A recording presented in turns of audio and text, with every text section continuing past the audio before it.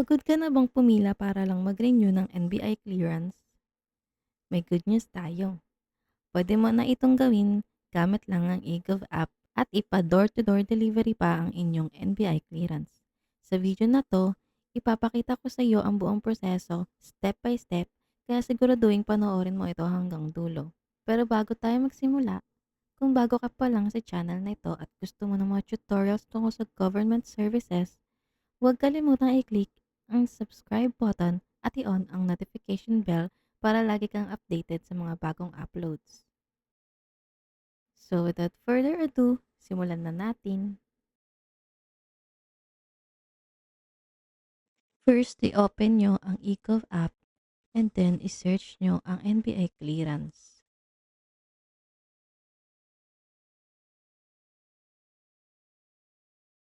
Click nyo lang yung NBI clearance na lalabas. Then, i-make sure nyo lang na tama ang details na nakalagay dito sa NBI clearance nyo na expired na.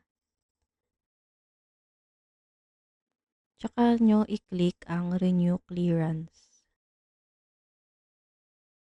Then, meron tayong door-to-door delivery which is 200 pesos pag inside NCR ka, pero pag outside is 350 pesos.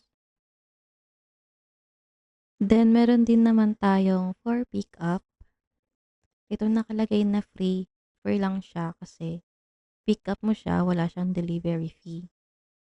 Pero, pwede mo lang siyang makuha sa NBI Clearance Center sa main office kasi trinay ko mag-search dito ng ibang branch pero walang lumalabas. Diba? Dun lang talaga siya sa main office makukuha. Then, kung okay na kayo sa door-to-door delivery, click nyo lang yung pay 360. Then, basahin nyo lang yung terms and condition and data privacy. Tapos, click nyo lang yung agree. Then, ito pala yung sinasabi ko kanina na delivery fee for inside NCR, 200 pesos. Then, outside NCR is 350. Dahil outside ako, 350 yung need kong bayaran. Then, click nyo lang yung proceed. Then, dito naman, ilagay nyo lang yung details nyo, pati yung delivery address. Then, dito, ilagay nyo yung address nyo dito para mapin siya sa Google Maps. Dito naman, makikita natin ng disclaimer. Ang ibig sabihin nito, kapag successful na ang bayad sa delivery, hindi na ito pwedeng i-refund o ilipat sa ibang tao. Kaya bago mag-proceed, siguraduhin tama ang inyong delivery address at contact details dahil hindi na ito mababago pagkatapos ng payment. Then, kapag okay na tayo dito, pwede na tayo mag-proceed.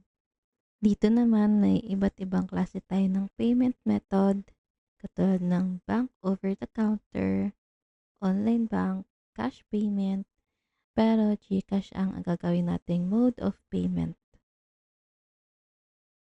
Bukod pala sa 350 pesos na shipping fee, kailangan din natin magbayad ng clearance plus convenience fee na 160 pesos dahil hindi na tayo pipila sa office ng NBI. Then, copy nyo tong reference number.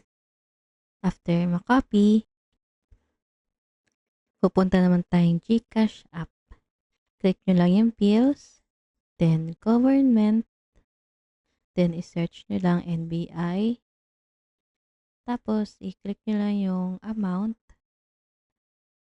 Lagay nyo yung reference number. Paste nyo lang yung kinopy nyo kanina.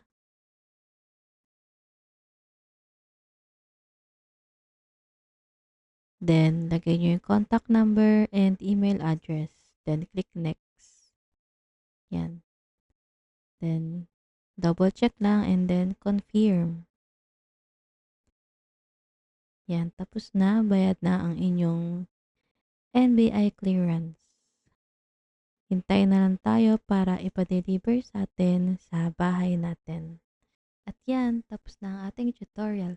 Sana ay nakatulong ito sa inyong NBI clearance renewal. Kung may natutunan kayo, huwag kalimutang i-like ang video, mag-subscribe sa channel at i-share ito sa iba. Maraming salamat sa panonood, ingat palagi at see you sa next video!